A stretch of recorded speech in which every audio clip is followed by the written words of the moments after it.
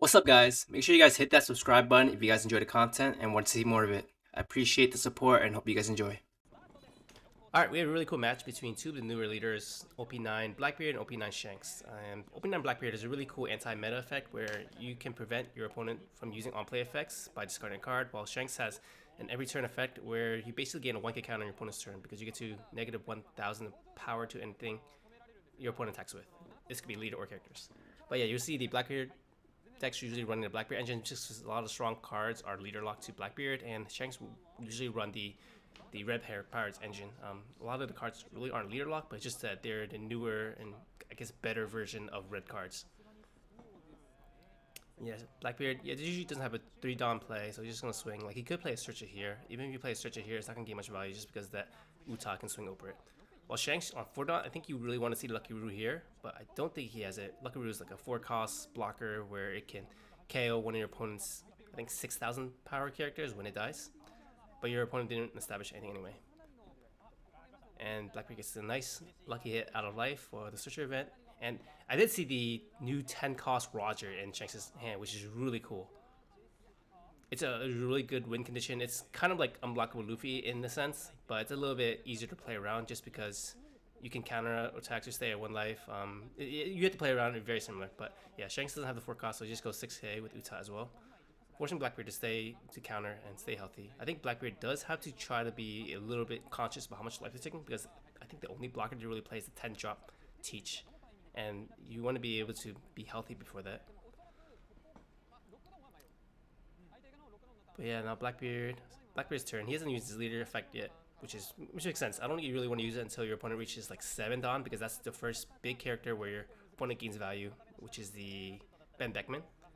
But yeah, Blackbeard just decides to go Uta, which like might seem weird, but it's because Shanks has the leader effect still active. So you attack leader, then he's just gonna minus 1k and make it a 4k attack, and then you just waste attack. So you might as well kill Uta while you're at it. And he just plays a Van Augur. It's very similar to Laboon, where you can just rest it and gain some cost reduction, and it has a really cool secondary effect where if it dies, it draws a card. So that's the thing with Blackbeard. A lot of the cards, like the Van Augur, a lot of your searchers, they have effects where if they get KO'd, they draw a card, so they replenish your hand.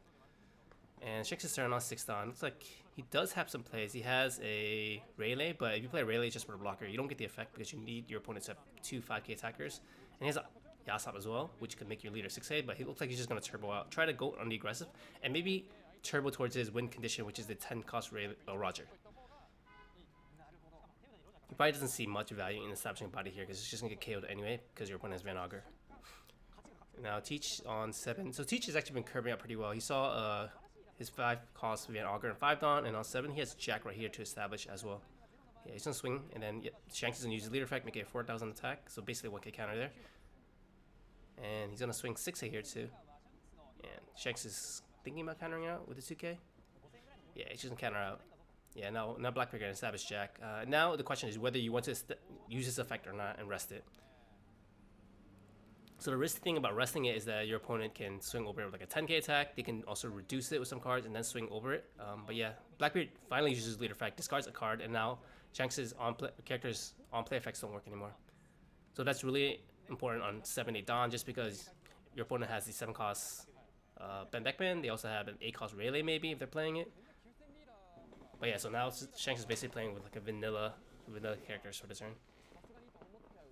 The one card that gets around this is probably 7 cost Newgate. I'm not sure if the Shanks is running it, but you can pair it up with 7 cost Newgate and then play something like a Building Snake, which is like new Gordon for Red Hair Pirates, and negative 3,000 power to the Jack, and then Rayleigh can kill it.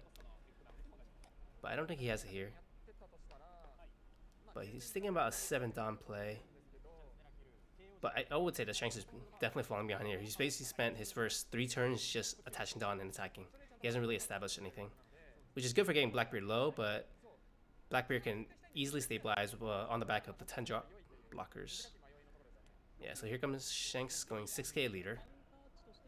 So save it 7 Dawn. I'm probably going to play a 7 cost Ben Beckman just for the body. Just because if you keep trying to go hard at life, your opponent can stay at 1 life and then play the 10 drop blockers. Maybe that would have been better play actually. Maybe just keep swinging here, push him down to 2. No, but then I don't think catch. Okay, another event. Yeah, I think if you keep swinging out, your opponent can eventually stay at 1. Or you're basically banking on the fact that your opponent won't have any counters in hand.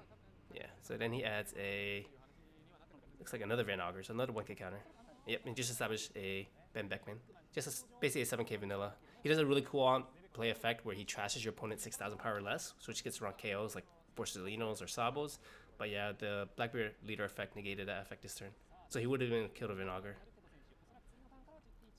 So now Teach is on 9 Dawn. He has a pretty good way to get rid of the Ben Beckman. The Van Auger can reduce its cost by 3, making it 4 cost, and then you have options in hand. You have Finger Pistol, which KOs with 5 costs, so that can get rid of it. He has Laboon, which can reduce it by another 4 costs, and then he can kill it with a Doc Q if he has it. I don't see the Doc Q. Oh, he also has Jack. Well, you can just use Jack to kill it. So yeah, he has options to kill it. Just think about which is the most efficient way to do it. Yep, Van Auger is going to do... Well, maybe he's not going to do... Maybe we can just attack, actually. Yes, because Laboon is just negative 4 costs to it, making it 3 costs, and then Finger Pistol can kill it. And Jack can kill it. Okay, never mind. He's going to use Van Auger, negative 3,000 power. Just going to use Finger Pistol. And now he has 5 down left over. Yep.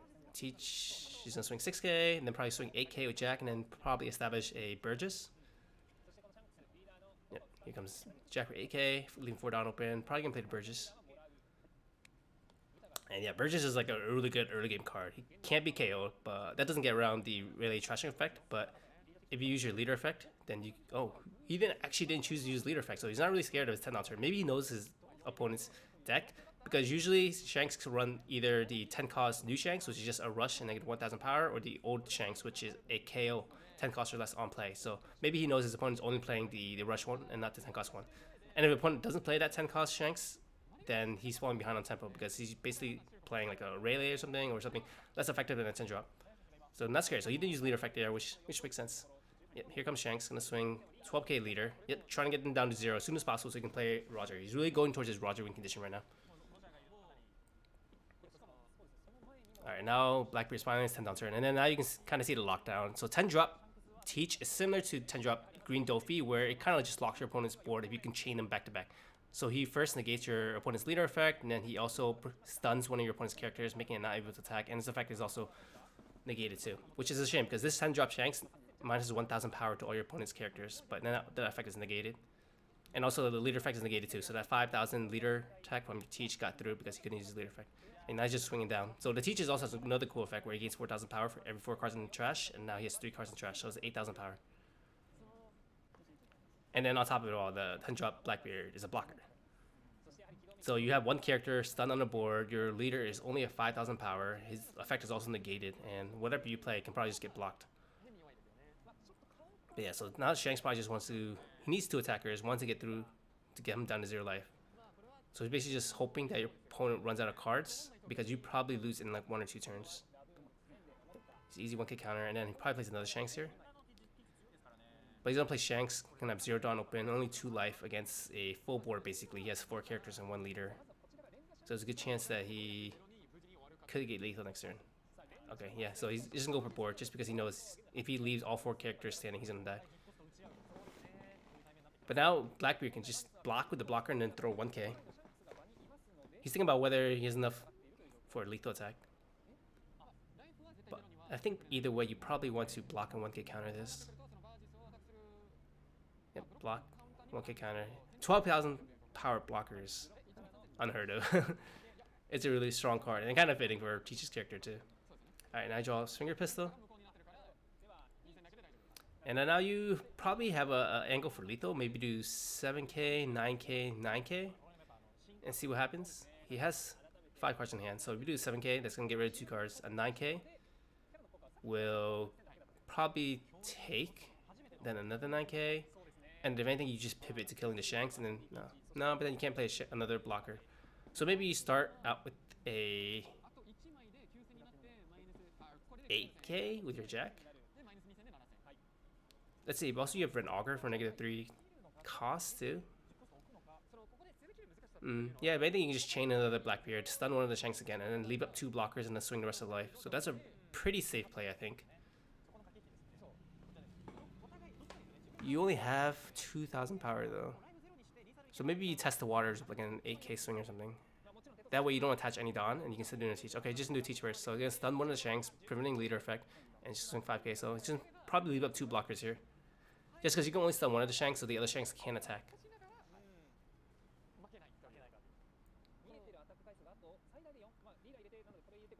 Yep.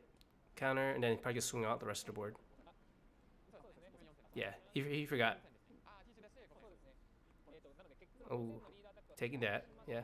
So one of the Shanks effect is active, so he gets negative 1000 power to all of your opponent's effects. That's why this Shank's only swing for 7k, and it's kind of only 8k. The other one is negated by the Tish that he just played. So here comes he has 16 cards in trash, so 9k minus 1 for the Shanks is going to be 8k. So it needs 4k counter. And now just swing, because your opponent needs 4 2ks. Yep, and he just gets it. Yeah, it's a pretty brutal matchup. And like Shanks also had a pretty poor start too, not really establishing anything until 8 dawn.